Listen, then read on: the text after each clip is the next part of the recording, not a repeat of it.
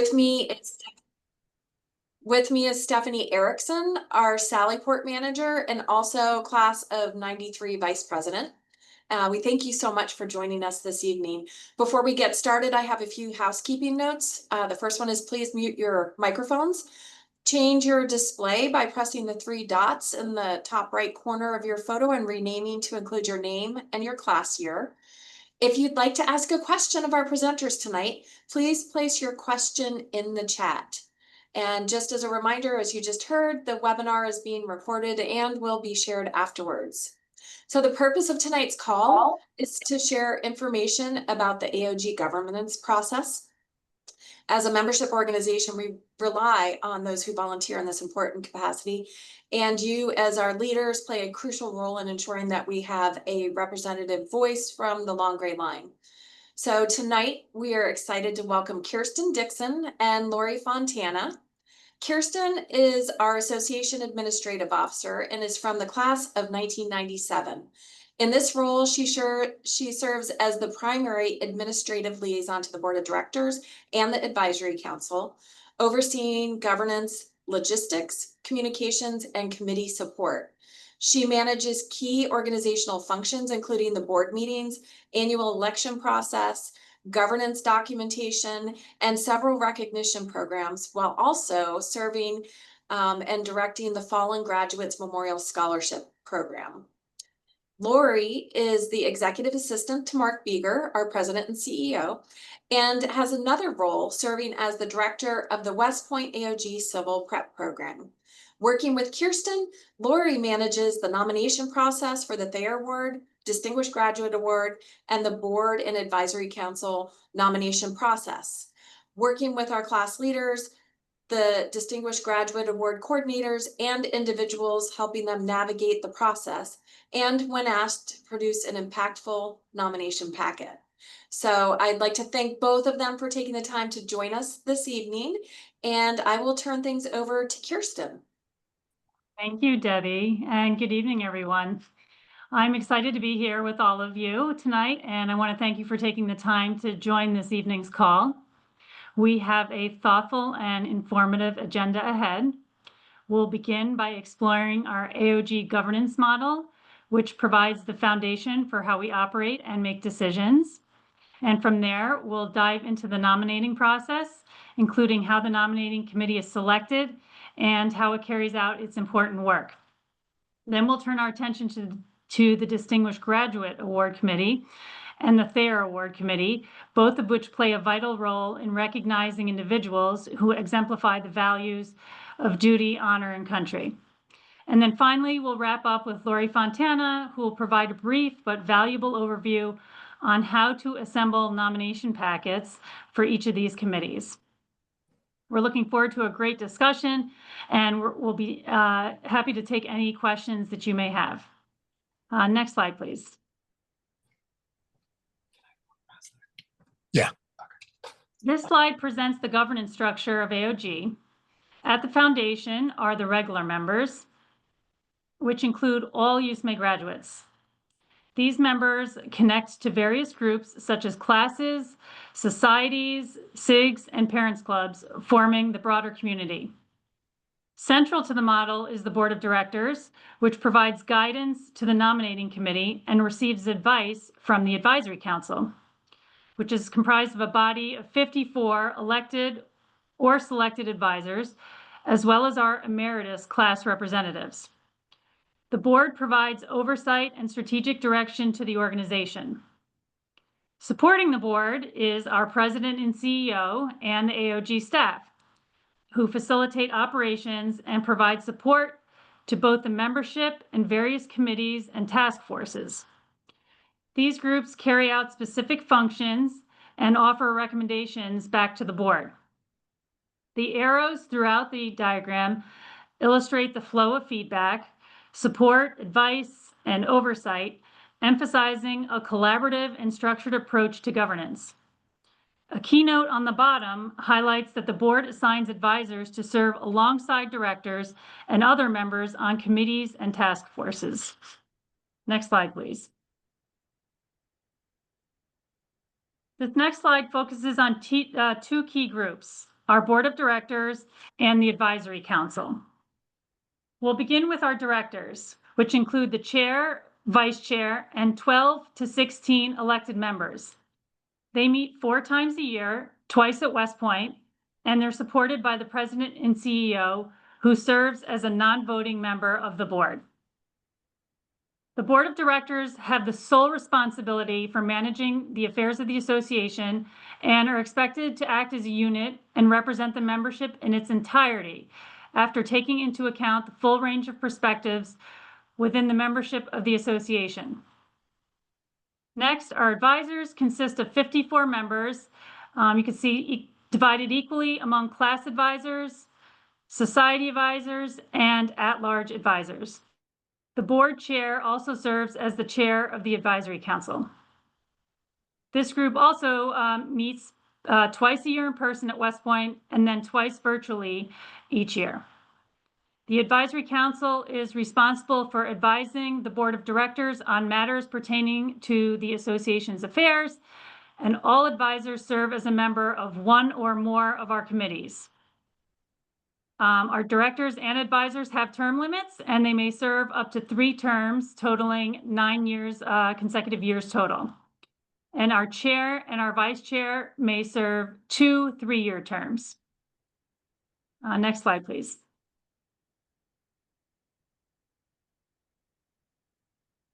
This next slide outlines the committee structure within the AOG. The committees are organized into 3 categories: those named in the bylaws, other standing committees, and then our task forces. The committees named in the bylaws include the Alumni Support Committee, Audit and Compliance, Compensation, Development, Ethics, Governance, and the Nominating Committee. And these are the foundational to AOG's governance and operations. The other committees support key initiatives, and they include the Distinguished Graduate Award Committee, the Thayer Award Committee, Diversity and Inclusion, Finance, Investment, and Information Technology Committees. And then under the task force, we have the Thayer Award Nomination Task Force, and this focuses on identifying candidates for the Thayer Award. Together, these groups ensure that the AOG functions effectively, honors excellence, and remains aligned with its missions, with our mission and values. Next slide, please. So here we're outlining the structure and responsibilities of the nominating committee within the AOG. The committee's composition is defined by the AOG bylaws with an optimal size of 13 members. A majority of the committee members must be class or society designated representatives, and this ensures broad representation across the graduate community. So the committee is broken down as follows. We have 2 directors, specifically the chair and vice chair. We have 3 advisors who are appointed by the board. We have 3 society designated representatives, and then we have 5 class designated representatives. It's important to note that the nominating committee is accountable to the membership and not the board of directors, thus reinforcing its role in representing graduate interests. Next slide, please.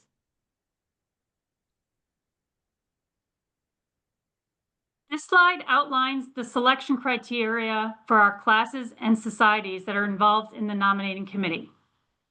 Each year, 3 societies are chosen from among the current Distinguished Society Award recipients.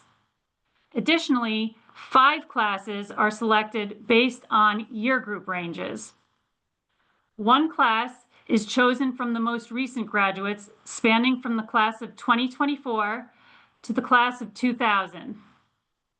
2 classes are selected from the mid-range year groups, specifically from the classes of 1999 through 1980. And then 2 more classes are selected from the senior groups, ranging from the classes of 1979 to 1941. So here it's important to note that none of the selected societies or classes that we choose will have been chosen in the past 6 years. So this ensures broad and rotating representation across our graduate community. Next slide, please. This slide here illustrates the composition of our 2025 AOG nominating committee. Starting from the top and working our way down through its structured layers, at the very top, we can see our two directors serving as the chair and the vice chair of the committee. These individuals provide leadership and continuity throughout the selection process. Just below, highlighted in orange, are the three advisors that are appointed by the board. These are typically the final members to be selected, which allows the board to ensure that the committee reflects a balanced mix of geographic and class diversity. Next, outlined in red, are the three society designated representatives.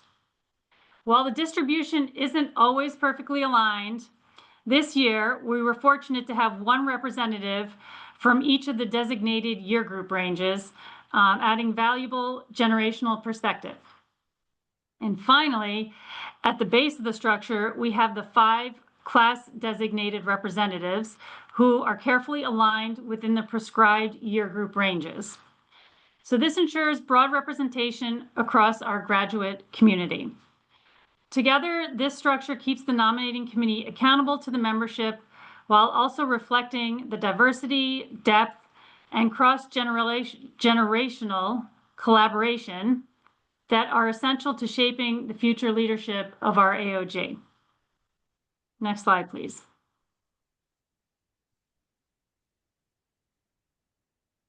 Okay, now we're going to take a look at the nominating process timeline, which is a structured annual cycle that ensures thoughtful selection of AOG's leadership. The process begins at the February board meeting, where the Governance and Board Affairs Committee receives initial guidance from the board.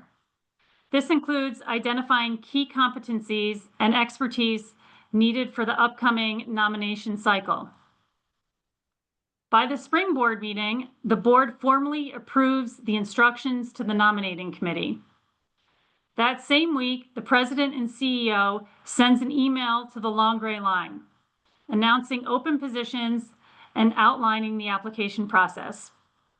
These instructions are also posted on the AOG website for all members to view. July 1st marks the deadline for candidates to submit their applications for board or advisor at large consideration. Then from July 15th to August 15th, the nominating committee reviews each application packet.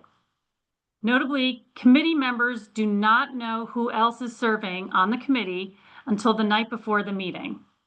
And this practice helps maintain fairness and prevents pre-meeting discussion about the candidates.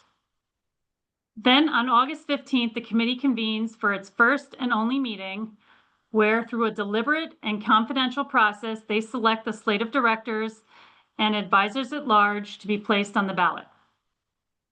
In mid-October, the ballot and proxy are distributed to our membership by Amplitude Research, which is the independent firm that's contracted to manage the election. And finally, on November 17th at 5 p.m., all ballots and proxies are due. The results are then shared with AOG, and the process concludes at the annual meeting on November 18th, where any attending members who haven't yet voted will have one last opportunity to cast their ballots, and this brings the nomination cycle to a close. Next slide, please.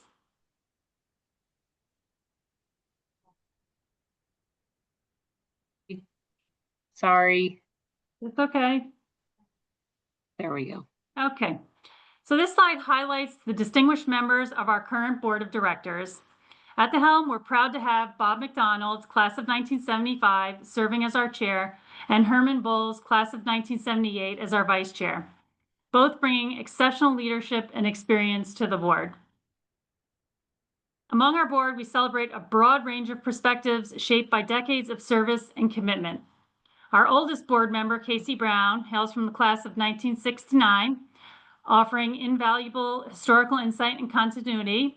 And on the other end of the spectrum, our youngest board member, you can see, is Erica Jeffries Perdot, class of 1998, and she brings fresh energy and a forward-looking vision to the table. Together, this board reflects the strength and diversity of the long gray line, bridging generations to guide AOG with wisdom, innovation, and purpose. Next slide.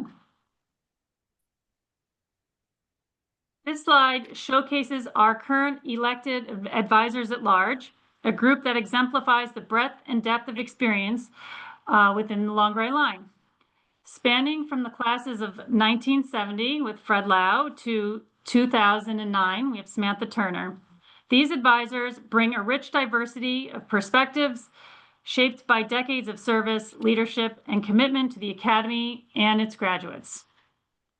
Their collective insight strengthens the work of the board and ensures that the AOG remains responsive to the evolving needs of our graduate community. This cross-generational representation is a powerful reminder to all of us of the enduring connection between past, present, and future leaders of West Point. Next slide, please.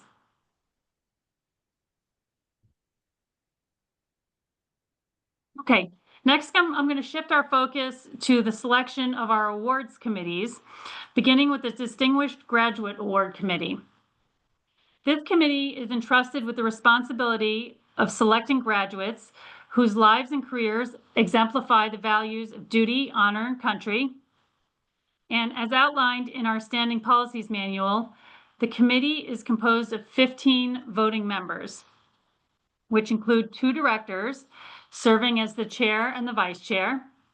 We have 3 past distinguished graduates whose legacies help shape the standards of excellence. And we have 9 advisors who offer broad insight and representation. And then we have the USMA superintendent, whose presence underscores the significance of this award to the Academy. Much like the nominating committee, members of the DGA committee do not learn who else is serving alongside them until the evening before the meeting. And this practice is intentional, and it helps us to preserve the integrity of the process by preventing pre-meeting discussions and ensuring that each member approaches the deliberation with an open and unbiased perspective. So together, this distinguished group upholds the honor and tradition of the award, ensuring that each recipient truly reflects the highest ideals of West Point. Next slide, please. Okay, I'd like to turn our attention to the final committee in our discussion, which is the Thayer Award Committee. Much like the Distinguished Graduate Award and the nominating committees, the members of the Thayer Committee also do not know who they'll be serving with until the evening prior to the meeting. Once again, this practice is intentional and consistent across our selection processes, and it helps to preserve the integrity and impartiality of each committee's work.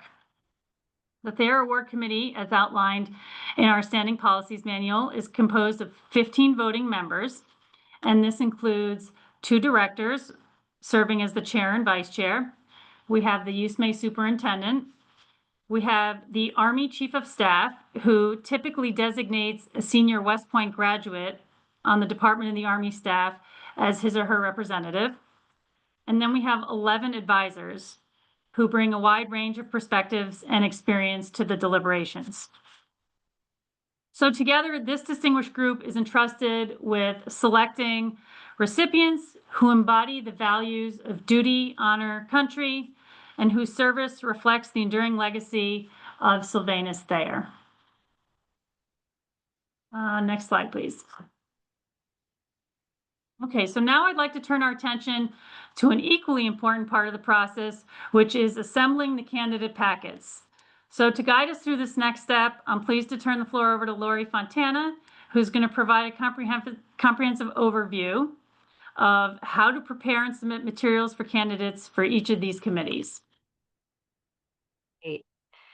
Thanks, Kirsten. And before I begin, I just want to thank my colleagues, Debbie and Stephanie, and of course, Kirsten, for an incredible briefing. But I want to give out a shout out to Tony Gates, our board member, class of 81. Hey, Tony. And I see. Hey, everybody. Hi again. Hi. Hey, Lori, thank you. Of course, and I see some advisory council members as well. And so Kirsten is my battle buddy in this process, and she works with the committees as you just heard, and I work with grads and for the Distinguished Graduate Award Committee, Distinguished Graduate Award class coordinators who have volunteered to put classmates forward for the Distinguished Graduate Award. So I'm going to start with the board and advisory council process. I'm just going to shut my glary light here for a second. No, I'll put it back on. So on our website is everything that you may need to put a packet together as far as the directions. And of course, I'm always here to help walk you through that process, but it's laid out really, really well.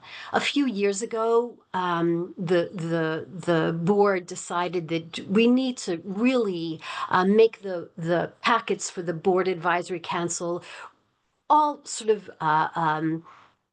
as far as formatting, be similar. And so there's a nomination letter, no more than 4 endorsement letters, and so forth. The most important thing, and by the way, you may send in your nomination for a board seat or advisory council seat at any time before the July 1 deadline. But really, the most important thing to know when you're putting together a packet for the board or the advisory council is to check the website around late April. On the website at that time, it's when, and Kirsten mentioned this, the board now will show sort of the competencies and the skills that the needs, if you will, of the organization and what they're looking for that particular year. So, for example, if a lawyer on the board is rolling off, of course, the board is going to have a need to fill that seat with another attorney. If our construction expert is rolling off, they're going to put that need visible for you to look at.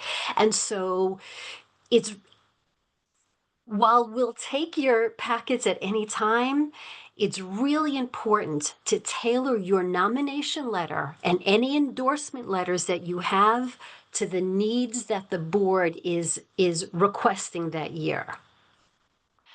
And so, but again, you know, I'm always available to help answer your questions on that. I think a question came up. Stephanie, do you want to? Yeah, hold on. It's from Ed Brown. And so he is asking, how are the various members of the nominating DGA and their award committees selected? So the committee membership, Ed, that piece Kirsten just reviewed, or are you asking about how to a DGA nomination packet?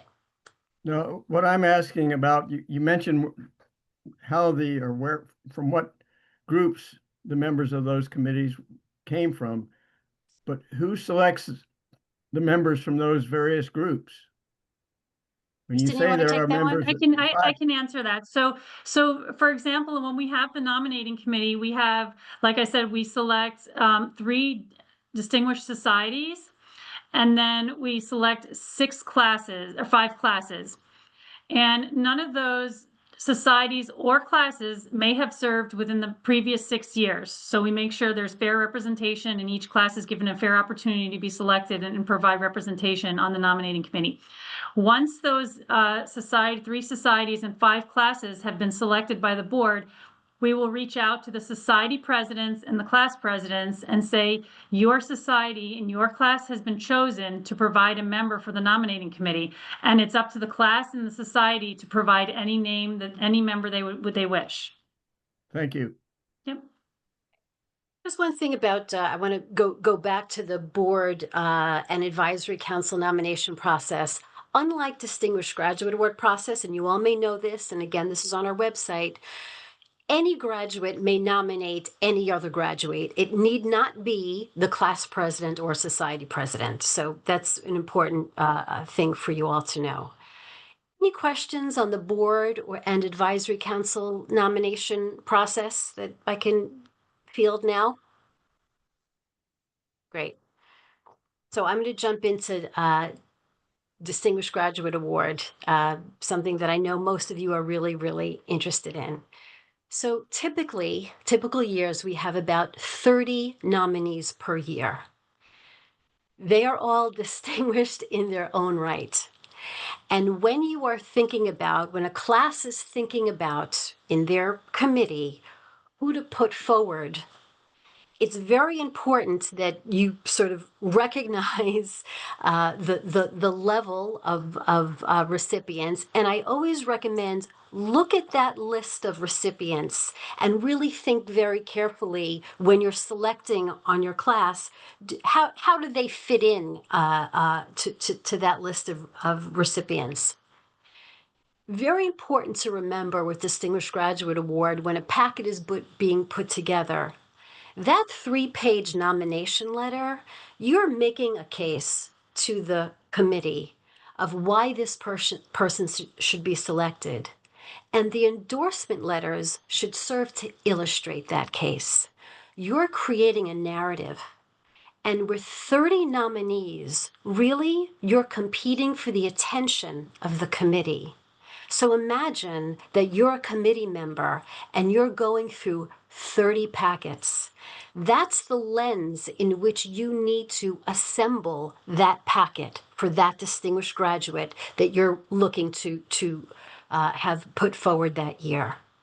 And there's various ways to do that, but it's really to think about it as if you're making a case to a jury, and you want that committee member to come away convinced that your nominee is one that they should advocate for the day of the meeting.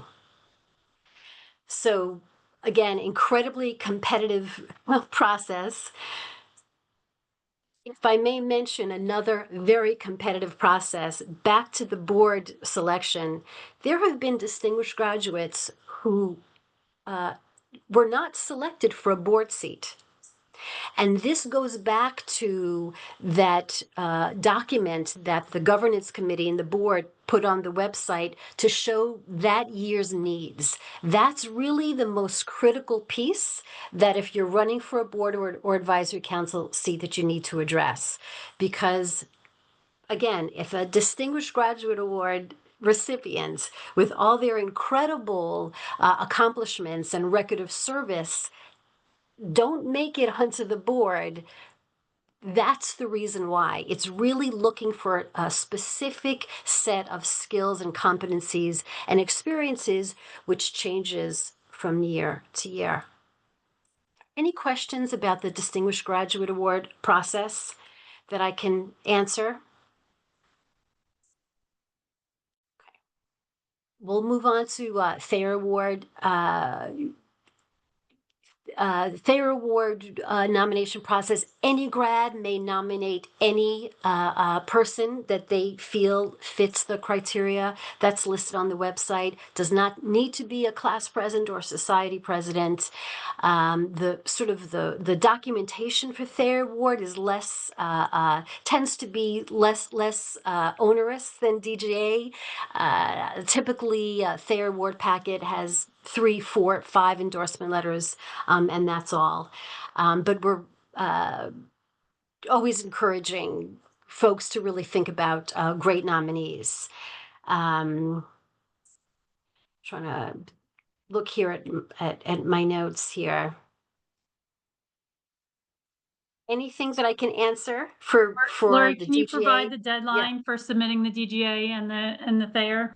Yeah, it's coming up. The deadline is November 3rd. And so I'm working all the time with many of your DJ class coordinators. They're getting in the letters fast and furious before November 3rd. Now, some class coordinators will send me the entire packet in one. Others will have the endorsers send it to me sort of piecemeal. I put the packets together. But I will talk to the coordinator and we work out sort of the best way for them. Oftentimes this time of year, I'll get calls several times a day. There's a letter that I think that you should have received. Have you received it? So we check in very regularly, especially this time of year. Lori, And I have a question. Yes. So for the Thayer Award, because you said like 30 come in for the DGA. How many do you normally get for the Thayer Award every year? Is there About 25 a year. oh, Yeah. really? Uh-huh. Hmm. Yeah. And do you see a lot of duplicates? Because I would imagine with the DGA, you don't see any duplicates, right? Because it's a class nominating somebody for the DGA. Because Uh, societies, can societies do DGA also? Yeah, great question, Stephanie. Thank you for prompting me to give you better information. So each class can put forward only 2 nominees. Societies may also put forward 2 nominees per year. The Distinguished Graduate Award cycle, as well as the Thayer Award cycle, it's a 3-year cycle. But it's sort of like the Baseball Hall of Fame. Once you're put in, unless the class president tells us that they no longer want that person as a nominee that year, we keep them in year 2 and year 3. That 4th year, if you will, it becomes a new cycle, but the nominating letter needs to be redated. The endorsement letters can remain, but a new nomination letter is needed if that nominee is to go on that 2nd cycle.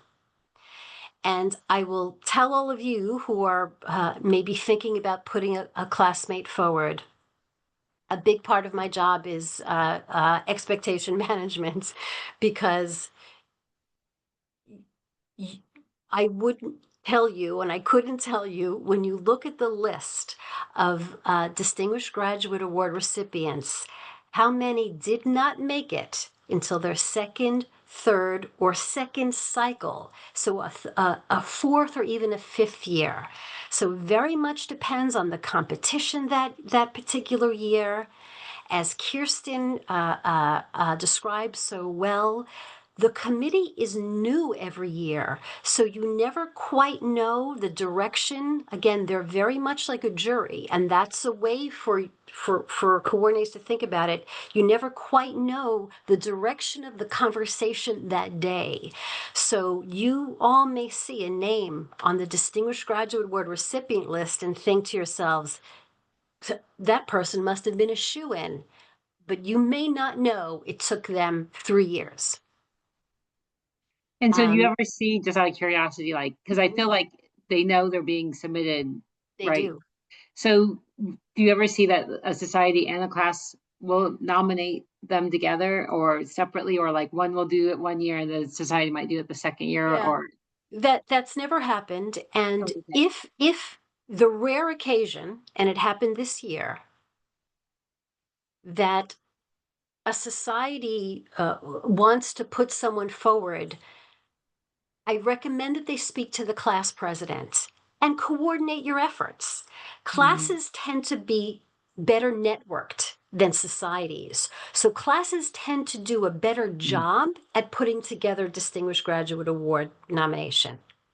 That said, if there is a graduate that a society or a class feels strongly about and they have not been a nominee, any class may nominate any graduate, any society president may nominate any graduate.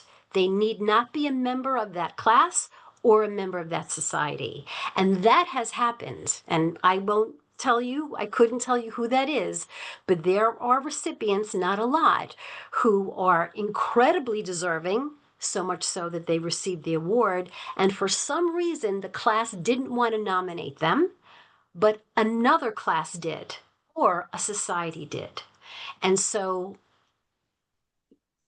it's a way to get a nominee that folks think is deserving, but their class haven't yet gotten to that point. It's a way to get them in. And so now I'm sorry, I'm asking all the questions, Please but so do. then the Thayer Award, do you see that happening a lot? Because you have No, any we wouldn't, you know, it, yeah. nominations for like a single person? Like, could you get like, I don't know, 2 or 3 people nominating the same person in a year, or is that because Yeah, no one knows who's nominating who in that case, right? Yeah, I would pick up the phone and have them coordinate with each other. Okay, So they would produce a better packet. okay. Yeah. To join forces. There have been cases with the Distinguished Graduate Award where a society put forward someone who eventually won the award, but the packet wasn't strong enough. And then the class took it over at another time later. And they put together a powerful packet, and that person eventually won. And so, you know, the power of that nominating packet cannot be understated. The quality of it. And then I think most people know, but like right now, it seems like it's hitting the 80s for the DGA, like, right? Because you have to be, usually it's after people have had a career and they're a little, you know, they're not, I don't know the right word to say, but like, is there a age time frame you recommend starting to do this, or does it not matter? I think it matters only to what you're alluding to, Stephanie, and it's absolutely right that it's typically folks more on the horizon. Oh, sorry, more on the sunset of their career, in that they've accomplished a body of work in service, in military, in, you know, government, in business, and that takes time to build. And I think maybe before I got to AOG, there was a, it wasn't criteria necessarily that the committee had to measure against, but there was a recommendation that the person be at the end of their career for that reason. And that just makes sense. I mean, we have, you know, prodigies, and that happens, but it's not often. And and I have a question. So in case of multiple nominations for one person, if I assume this is for their award, if they arrive by 1 November, do you allow more time for them to coordinate the stronger packet, or do you advocate submitted weeks before the deadline? No, I mean, they are both such competitive processes that the best packets, they give themselves a year to put that packet together. And so Mhm. for DGA, the nominee must be involved. First of all, part of the criteria is that they have to come to West Point to accept the award. So it can't be a surprise. It just can't, right? But they often recommend to the coordinator, to their class leaders, here's my Rolodex. Here's who I recommend that you go to get letters.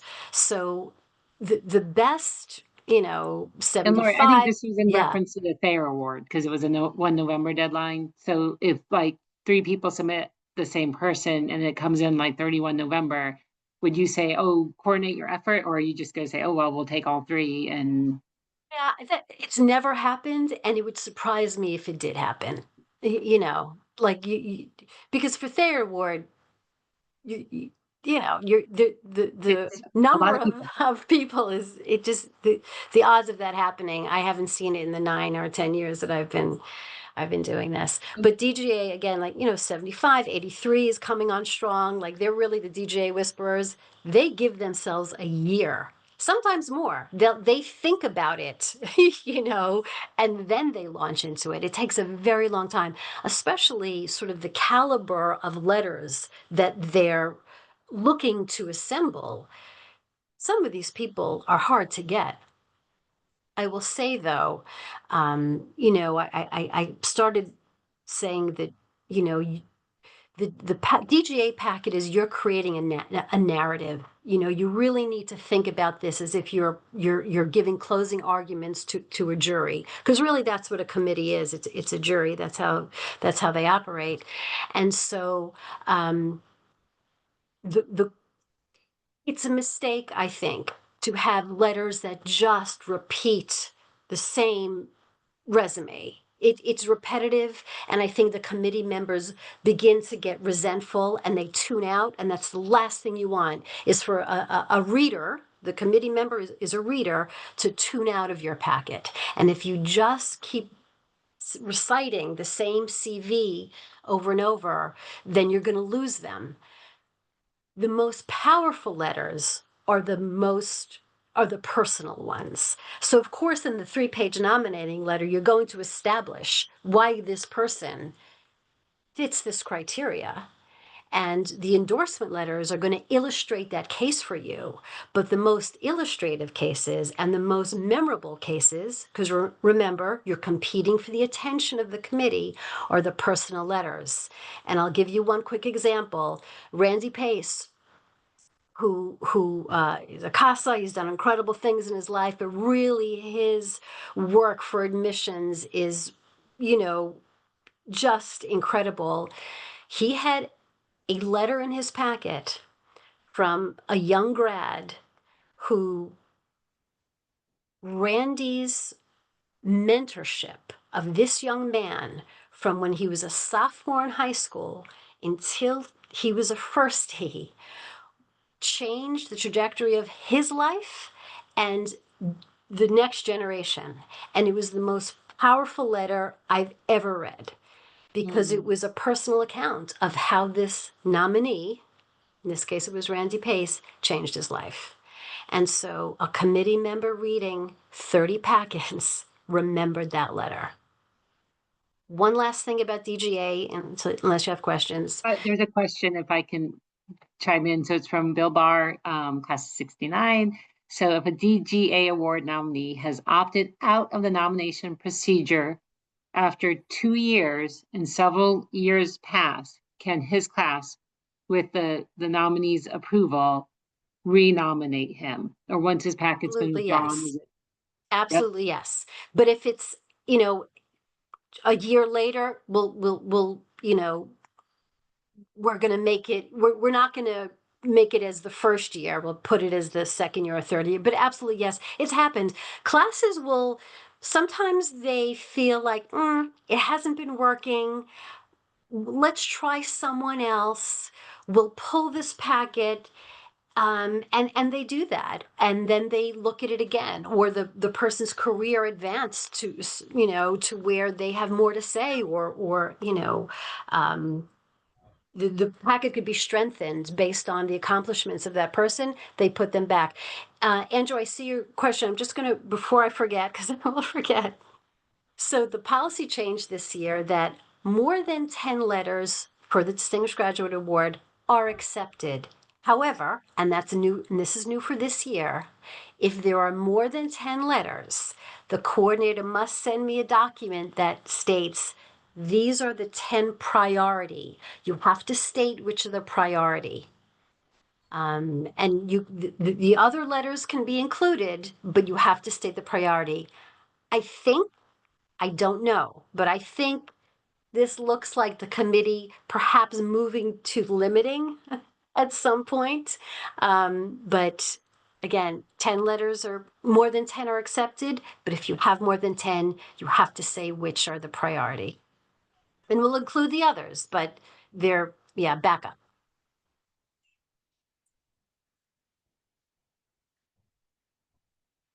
Andrew, I think you can go. Great. Thank you. Thank you, everybody. So my question, and my apologies if this was covered before and I joined a little late. And so the nominating letter is supposed to be, as I understand, 3 pages long, and then the endorsement for DGA is supposed to be 1 pages. And so I understand the impact, the personal impactful recommendation and letters important. How far, how fast and hard and fast are the rules regarding the 3 pages and 1 pages from an endorsement and as well as nominating letters? Yeah, thanks, Andrew. The 3-page nominating letter, hard and fast, right? It cannot be 4 can't be 4 pages. And certainly you want to use every piece of real estate that you've got. You want to use all those 3 pages, obviously. Endorsement letters, they have to be 1 page. However, every packet has one. It's, a 4-star general who did a page and a half. we're not going to send it back. But, you know, as the coordinator, you have to be mindful because, again, that committee member, if there are too many like that, they're going to get resentful because they're reading 30 packets. So 3-page nominating letter signed, you know, we don't budge on that. 1-page endorsement letters. If there's one that goes over a 2, that's okay. Endorsement letters need not be signed. However, it's important that, and this may be obvious, but if you have, you know, it's okay if it doesn't have a live signature on it or an electronic signature, but then make sure you have a signature block or a letterhead so the reader knows who this person is. I've been advising coordinators when they ask me, include an index. Why? If you have bold-faced names, if you have names that are attention getters in the West Point world, you want the reader to take note. And so an index the reader will see it once in the index, and then they'll see it again in the letter, and it helps them remember, wow, this person has had, you know, really strong, memorable endorsers. Now with the 10-page document, everyone can do that, you know.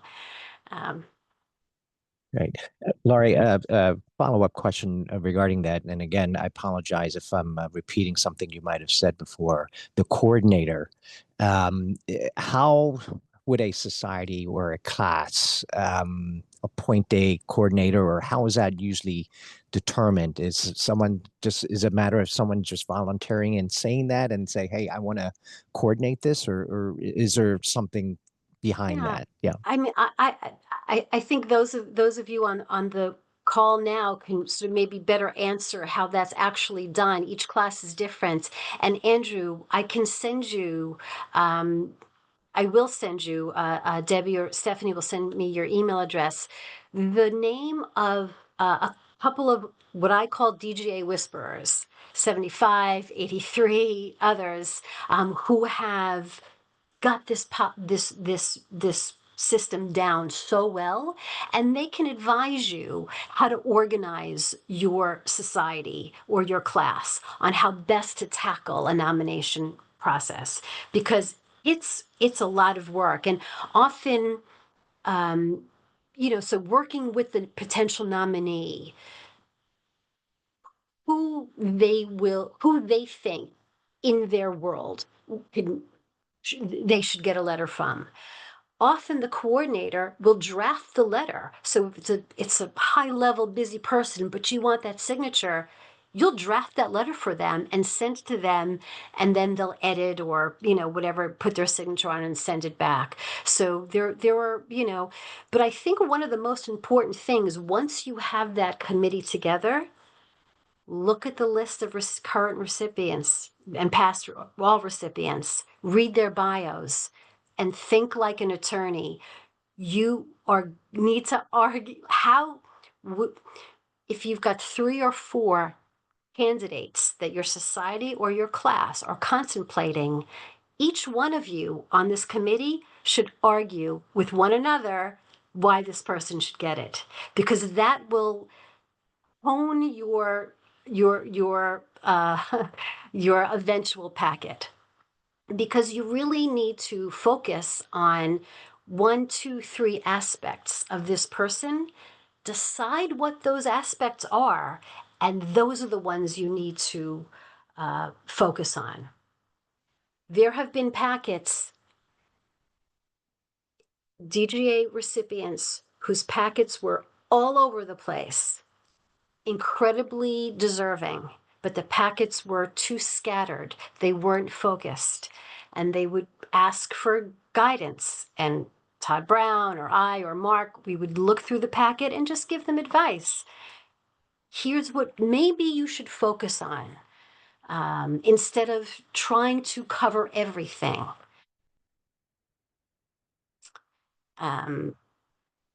So yeah,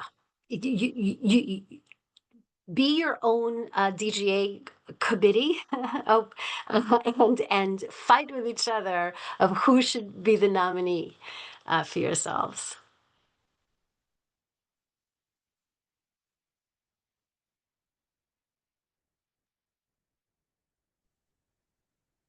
And again, you know where I am.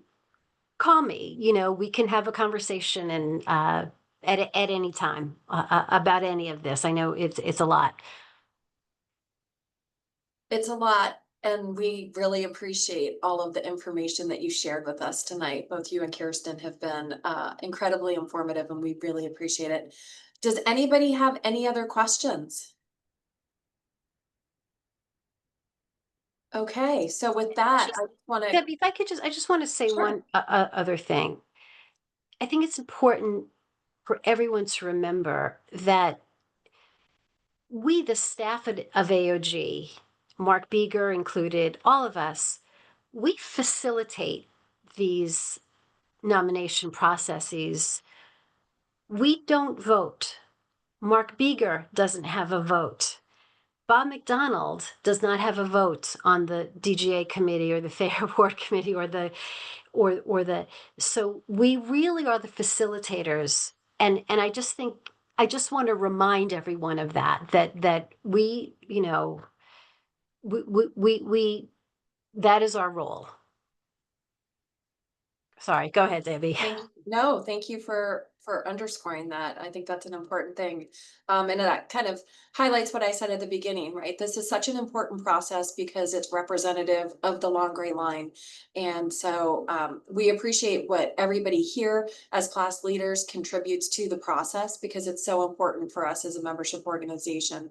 And it's important for us to be transparent in the whole process as well. So Kirsten and Lori, thank you again for taking the time out of your evening to share this valuable information. We really appreciate it. I even learned some more new things that I thought I knew it all. So thank you both so much for that. And I'd like to just say as a reminder, this recording will be posted in the class leader and society leader groups under the webinars tab. So please feel free to share the link with your fellow class leaders. Stephanie has placed or will be placing a link in the chat for a survey, and we really appreciate your feedback. It helps us improve our efforts in support of you. And so if you have other ideas for other webinars that you'd like to see, please let us know because we do value your opinion. Stephanie, thank you so much for being here tonight to manage the call. I know you were dual hatted as Madam VP for 93, but I appreciate your supporting this call. And I just want to say our biggest thanks of all to those of you who joined us tonight. We know your time is precious and we appreciate your taking the time out of your schedules to be here. And as always, I can't end anything, an email or a call without saying thank you for what you do for your class, our alma mater, and the Long Gray Line. So with that, I wish you all a great evening. Go Army, beat Charlotte.